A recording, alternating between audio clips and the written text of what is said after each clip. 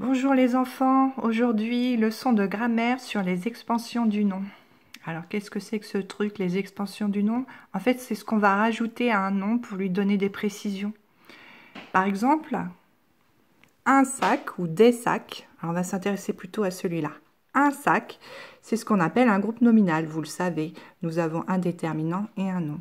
C'est le plus petit groupe nominal qui existe, c'est le groupe nominal minimal. Mais à ce groupe nominal, on va pouvoir ajouter des précisions. Un sac, on imagine tous quelque chose de différent quand on dit un sac. Alors, on peut rajouter des adjectifs pour lui donner des précisions. Par exemple, un petit sac. Un adjectif comme petit, c'est un mot qui va s'accorder avec le nom qui l'accompagne. Donc, sac est au masculin singulier. Petit est au masculin singulier. On peut aussi dire un joli sac. Ou alors encore un joli petit sac. J'ai le droit d'en mettre plusieurs. Je peux en mettre autant que je veux. Et je peux même en mettre devant ou derrière. Un joli petit sac neuf. Alors, l'adjectif s'accorde en genre et en nombre avec le nom qui l'accompagne. Donc, si je mets petit avec des sacs, je n'oublie pas de le mettre au pluriel. Je lui mets un S. Des petits sacs. Des jolis petits sacs. Je mets un S à joli également. Des jolis petits sacs neufs. Je mets un S à neuf. Autre exemple, la tour. Alors, la tour... elle peut être comment? Elle peut être grande. La grande tour. On met grande au féminin puisque tour est au féminin. La grande tour géante. Même chose. Vous avez vu, j'ai un adjectif avant et après tour. Je peux en mettre plein. Alors, je peux aussi mettre la grande tour infernale. Un petit clin d'œil plutôt pour vos parents qui connaissent sans doute le film La Tour infernale. Si tour est au pluriel, je vais mettre les adjectifs au pluriel. Les grandes tours, je n'oublie pas de rajouter un S à grande. Les grandes tours géantes, même chose. Donc tous ces petits mots-là qui se mettent devant ou derrière le nom sont des adjectifs. Ils s'accordent en genre, c'est-à-dire masculin ou féminin, et en nombre, singulier ou pluriel. Mais il n'y a pas que les adjectifs qui servent à donner des précisions sur le nom. On a aussi ce qu'on appelle le complément du nom. Alors, j'enlève tous mes adjectifs. Je pourrais les laisser et mettre en plus les compléments du nom, mais je vais les enlever pour que ce soit plus clair pour vous. Revenons à un sac. Un sac. Un sac, ça peut être un sac à dos. Ça peut être un sac de course. Ça peut être un sac en cuir. Ça peut être un sac de sport. Ça peut être aussi un sac allongé. Ça, ce sont ce qu'on appelle des compléments du nom. Alors, ils sont toujours, enfin presque toujours, précédés par une préposition. Vous voyez ce petit mot-là, à, de, en, ce sont ce qu'on appelle des prépositions. Et puis derrière, très souvent, on va retrouver un deuxième nom. Dos, course, cuir, sport.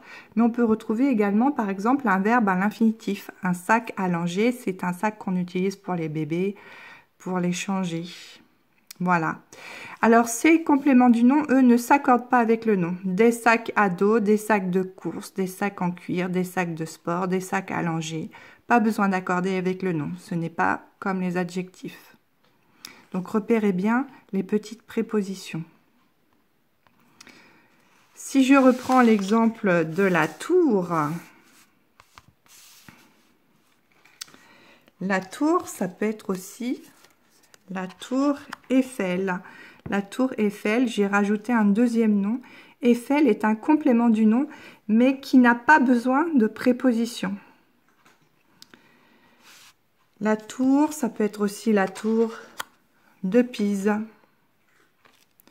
Ou encore la tour de contrôle.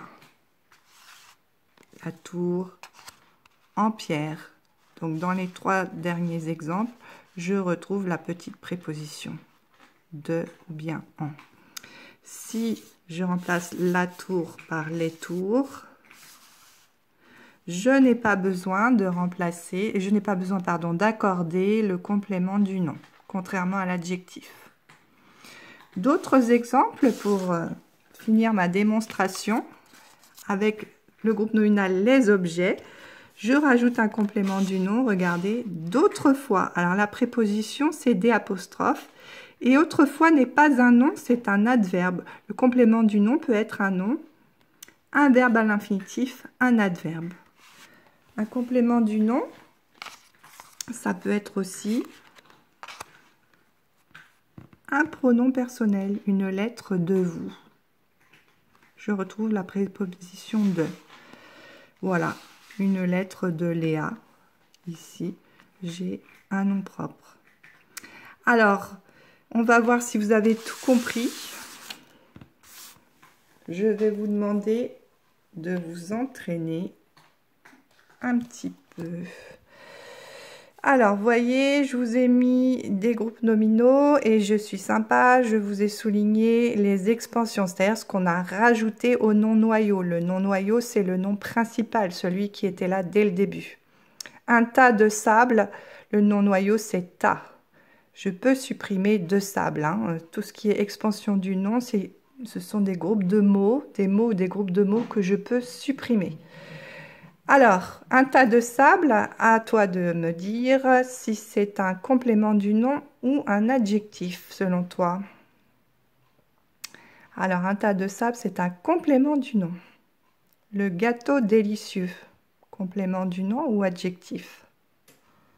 Délicieux est un adjectif. Il va s'accorder avec gâteau. La tarte délicieuse, je vais le mettre au féminin, si je le mets derrière la tarte. Une journée ensoleillée.